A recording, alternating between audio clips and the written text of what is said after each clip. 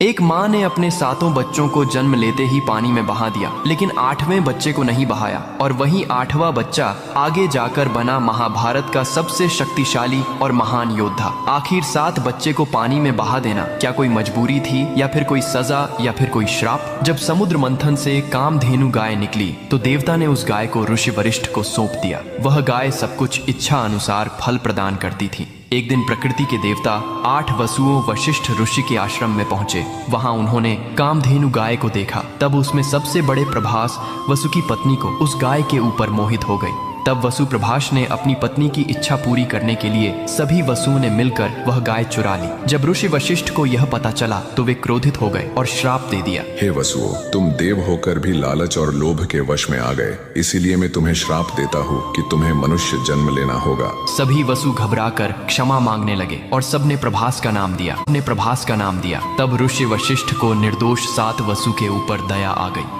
तुम 7 वसु जन्म लेते ही मुक्त हो जाओगे, लेकिन यह 8वां वसु प्रभास को लंबा मानव जीवन भोगना पड़ेगा। जब हस्तिनापुर के महाराज शांतनु एक बार गंगा की मनमोहक सुंदरता पर मोहित हो गए, तब उन्होंने विवाह का प्रस्ताव रखा। गंगा ने प्रस्ताव स्वीकार किया, लेकिन एक शर्त रखी कि मुझे कोई भी कार्य करने से रोकना नहीं। यदि तुमने ऐसा किया तो मैं आपको सदा के लिए छोड़कर चली जाऊंगी। शांतनु ने वचन दिया और दोनों का विवाह हुआ। जब गंगा ने पहले पुत्र को जन्म दिया तब उसे नदी में बहा दिया। शांतनु अंदर से टूट गए, लेकिन वचन के बंधन में मौन रहे। एक एक करके 7 पुत्र जन्मे और गंगा ने सभी को नदी में प्रवाहित कर दिया। लोग शांतनु को कहते थे, यह कैसी निर्दयी माँ है, लेकिन असल में गंगा उन 7 वसुओं को श्राप से मुक्त कर रही थी। जब 8वां पुत्र प्रभास वसु जन्मा तब गंगा फिर उसे नदी की ओर ले चली, लेकिन इस बार शांतनु सह न सके। उन्होंने बहा देने से पहले रोक लिया। अब बस 7 बच्चों को खो चुका हूँ, इसे मैं नहीं मरने दूंगा। ये पुत्र मेरा वारिस बनेगा। तब गंगा बोली, हे राजन, आपने मेरी शर्त तोड़ दी। अब मैं आपको छोड़कर सदा के लिए जा रही हूँ।